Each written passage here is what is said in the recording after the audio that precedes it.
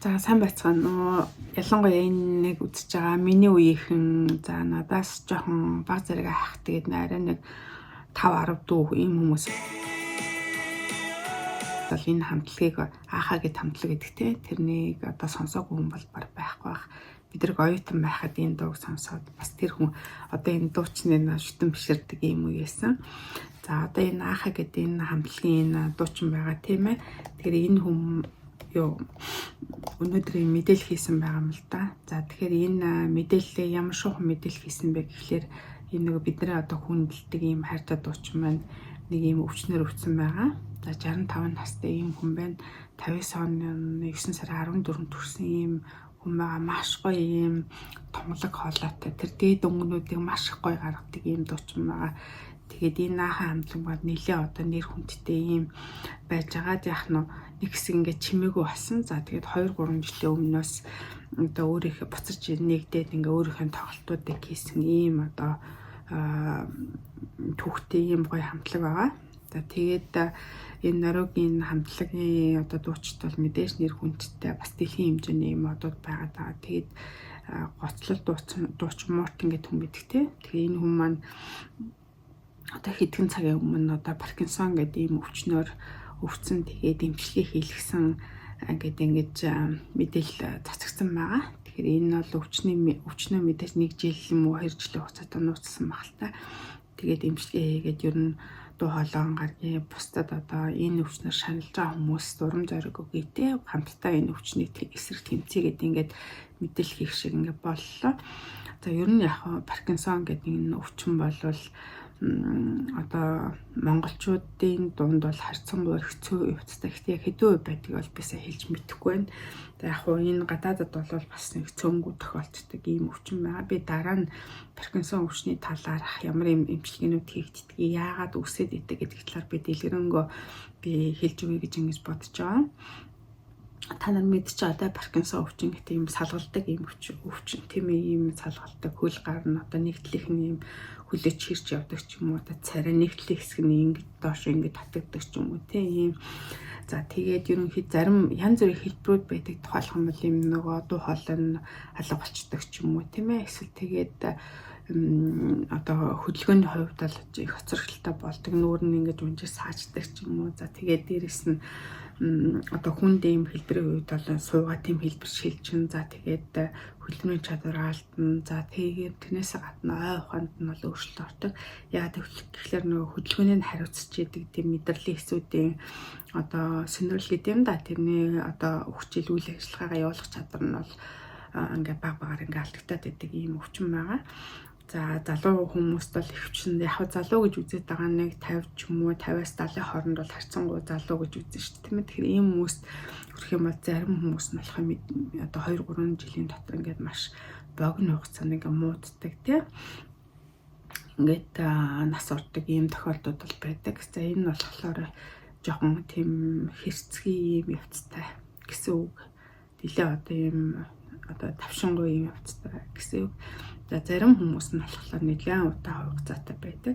За яг 70-аас дээш нас юм уу 80-аас дээш насны хүмүүсийн дунд ийм Паркинсон ийм салгалдаг ийм юмуд байлгахад цэвэр Паркинсон өвчнөж байж болно. Эсвэл яг нь мэдрэлийн босод эмгүүдээс холбоотойгоор ийм салгалдаг ийм шинж тэмдгүүнүүд өгч болдго юм билээ. Тэгэхээр одоо яг дээр үеийн ботох юм бол одоо эмчилгээний олон аргууд гараад байгаа л та.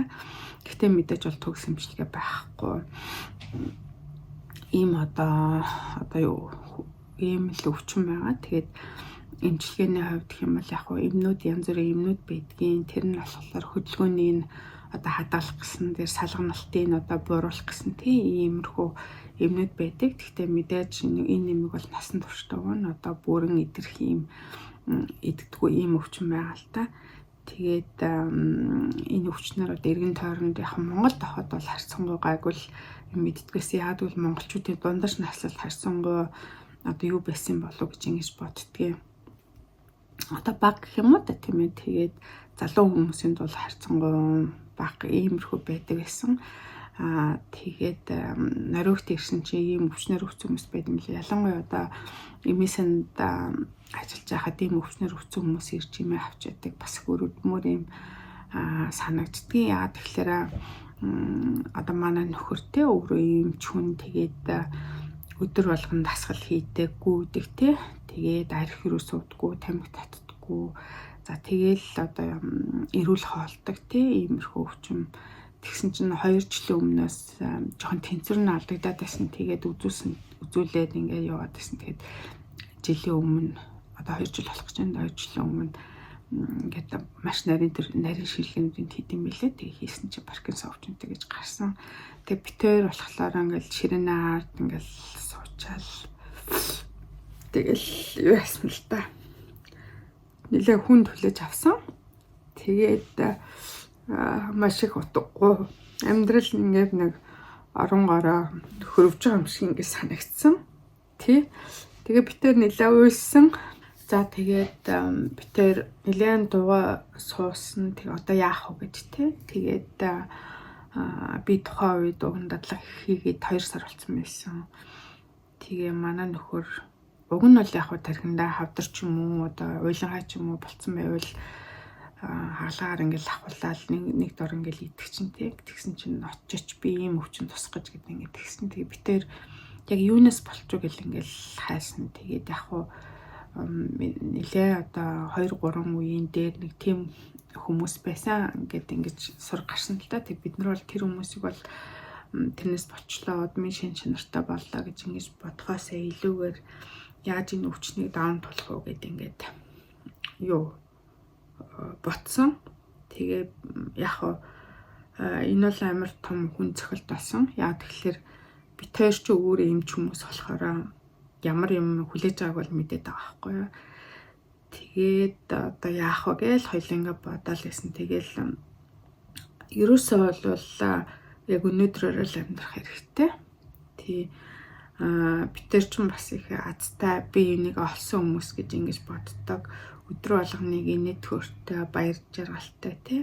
Би нэг юм сэтгэлтэйгээр өнгөрөх хэрэгтэй. Ийм цаг хугацаа бол хэр удаа үргэлжлэх ёстой бурхны заасан замаар л мэдэх байх гэдэг ингээд бид хоёр хоорондоо ярилцсан. Тэгээд хүлээж аваад ингээд өвчнөд хавларсан гэх юм да. Тэгээд эвлэрхгүйгээд одоо яахч те. Тэгээд эмнүүд ууч гисэн байгаа.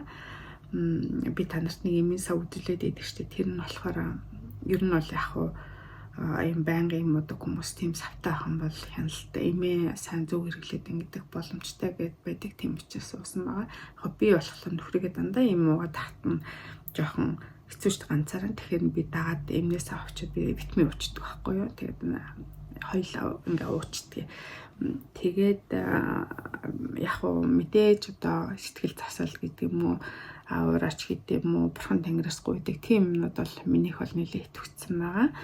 Ягдгүй л мэдээж би ч бас нэлээ одоо нэг чамгүй нэг жоохон хэцүү тийм юмыг туулаад би нөхөртөө очирсан болохоор аль болохоор олон жил хамт байхасаа ингэж бодоод тэгээд ингээд энэ хүний төлөө би бол нэлээ их сэтгэл гаргаж ингэдэг. Мэдээж ингээл ажил ихтэй тараад ирснийхээ дараа ч гэсэн ямар ч үсэн сайн хоол идүүлэх ёстой.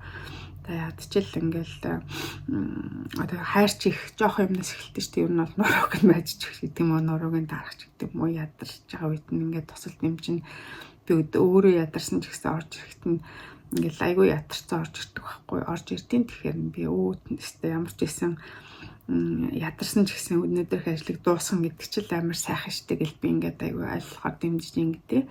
Манай нөхөж гэсэн намайг айгүй их дэмждэг. Би энэ хүний хүчинд ч бас ингэж явж байгаа болохоор би нэг ингэж аль болохоор ингээ хайрлж ингэж явдаг. Битэрийг та нар харсан баг тийм ингээл аль болохоор айлдаг ч юм уу. Асуу мөөг нь хамт яваал тийм ингээл ойгоор яваал ингээл аль болохоор хамт байхыг хичээдэг. Бас их биенийхээ орон зайг хүндэлдэг тийм.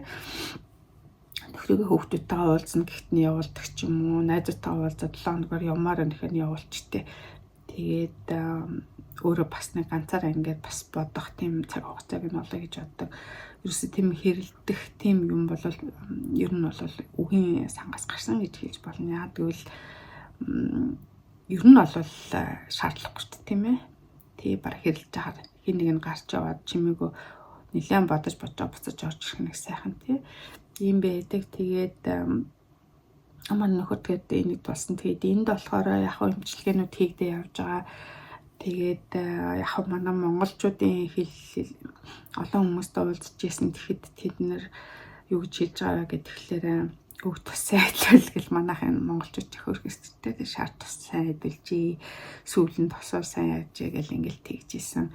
Тэгээд яг мэдээж шар тустай юм дээр хийдгэлтэй. Тий хоолмолыг л айлхаар ингээд дэмжих боддог. Тэгээд нэг хэсэг юм дуу хоолойн ингээд жоохон юмд хахад цацах гэсэн байхгүй. Тэгээд гитар дараад ингээд өдөр болгоно гитар дараад ингээд дуулаад байгаа. Тэгэхээр нөгөө юм булчингийн саачлууд үүсгэж байдаг байхгүй. Тийм учраас ингээд гитар дараад ингээд бас удаан ч гэсэн ингээд энийг хадгалаад авах гэж ингээд чармаагаад байгаа. За тэгээ мэдээж одоо өдөр болгон тасгал хийдэг юм нөхөр бол хийж байгаа. Гэхдээ яагаад ч юм одоо энэ өвчний онш сонсноос болооч тэр ингээд сүүлийн үед бол маш их ингэж юм хөгшөж байгаа юм шиг ийм царайтай болж эхэлж байгаа. Тэгээ энэ болохоор өвчний хинийн шинж тэмдэг мэдээж өсөн нь бол мэдээж хуучин бол цагаан байсан л да. Гэхдээ ингээд яагаад ч юм богино хугацаанд ийм бүр цагаан болоод байгаа юм шиг санагдаад байгаа.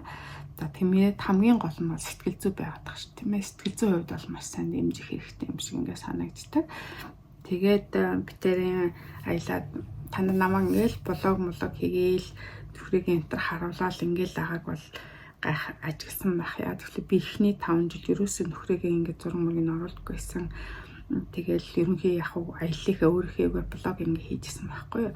Тэнгүүтээ би битэр ингээд онш ингээ сонссны дараа би блог ихний нэрийг Амра болон Андрес гэдэг нэр өгсөн байгаа. Тэгээд тэгжээж энэ хүнийг энэ блог руугаа татаж оруулах гэдэг байхгүй яа. Тэгэхээр ингээд нэг зорилготой хоёул ингээ ядаж аялжсэн ч аяллахаа бичлэг энэ төр хийгээд нөхрийнхээ бичлэгийг энэ төр оруулаад тэгээд энэ хүн чинь хизээ нэгэн цагт ингээ ухаанс юм сонирн боллоо гэхэд аялжсэн тэг бичлэгнүүдээ үзээд хоорондоо ингэж ярилцаад те энэ юугийн сэргээх иймэрхүү юм би бодож ингэж энэ блогийг ингэж байнга ингэ хийдэ. За та нар ажигласан байхтай Норог хэл дээр би подкаст эхэллээ гэд та нар ажиглаж исэн байх. Тэр чинь зүгээр ч ингэ бодохгүй ингээ хийчихэж байгаа юм биш нөө. Яа тэгэхээр Норог хэлээр би ингээд нөхрийг илүү ингэж уудлаад мэрэгжлийнх нь тэр асар өндөр мундаг ур чадварын энэ одоо манай нөхөрт үзүүлэх гээл ингээл 6 сараар энэ төр хүмүүс ингээл очролдог байхгүй. Яа тэгэл энэ хаваар ерөөсө дотоод шүүрлийн булчирхай нарийн мэрэгжлийн юмч бол байхгүй. Тэгэд ийм зөвлөх хэмж болохоор ингээд манай хүнд үзүүлэхэд 3 сар 6 сараар ингээ хүлээх боловч биш бидэг байхгүй. Тэгэхээр тэр хүмүүст ингээд бас өөрийнх нь энэ хүний ингээд одоо ийм оюуныхын чадвар ингээ хэвээрээ байгаа энэ үед нь тэр мэддэг юмыг ингээд хүмүүс зориулж ингэж хэлүүл хийсэн те ингэж те гэдэг жаа. Тэгээ мэдээж хоёул ингээд би ингээд нөгөө юм ингээ яриулаад тэгэхээр мань үн чи юм уншаад тэгээд ингээд толгойгоо ингээ ажилуулад тэгээд ингээ ярианда ингээ бэлдээд те яг тэгэхээр хүн ингээл удаан ярихгүй байгаа даа тэгэхээр хатдаг ч юм уу ямар нэгэн байдлаар юм саажилт үүсэх нь бол одоо хурцсах юм аюулт авахгүй. Тийм учраас блог энэ төр хийлгээл инээл гэж яриулаад тэгэл гитар хөгжим дарахтан дэмжээл дуртай хамтлагийн тоглолтын болохоор хамт ингэж очиж үзээл тэгэл ингэж яваад байгаа.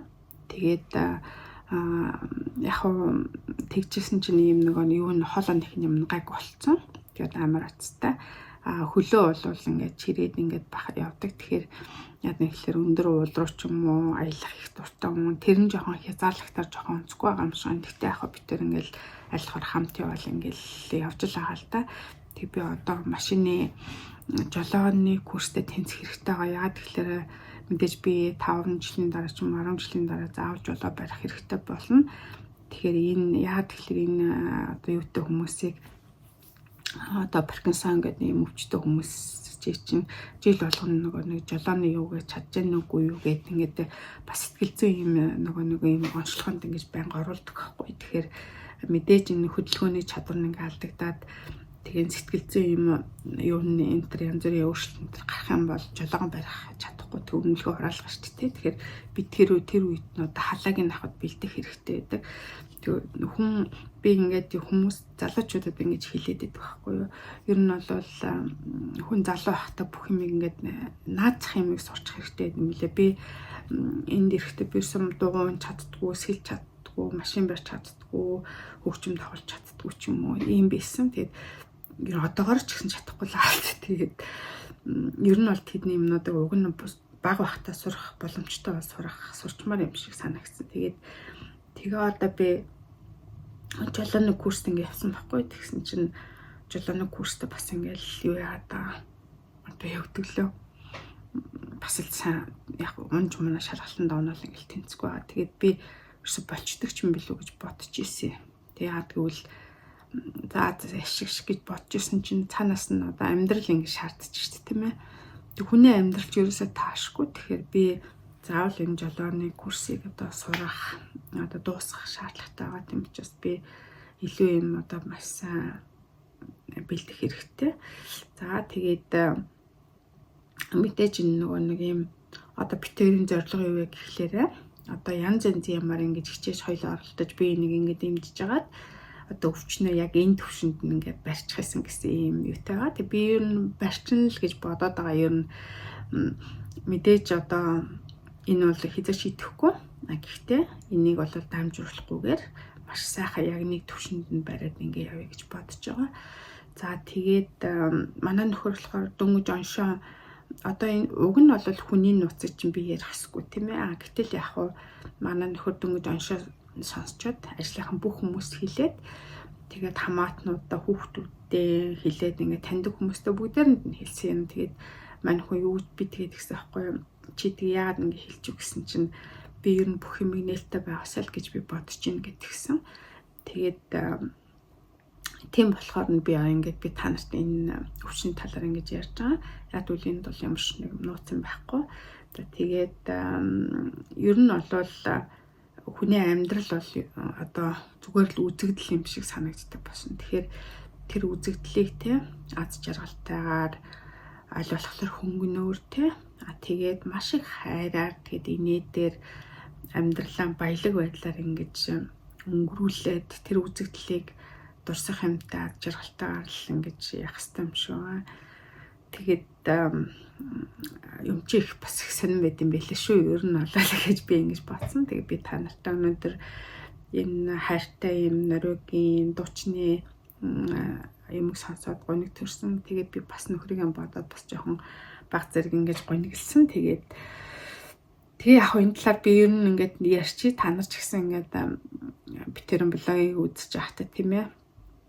Заримдаа гайхаж ямар сони явдаг ах вэ гэдэг ч юм уу.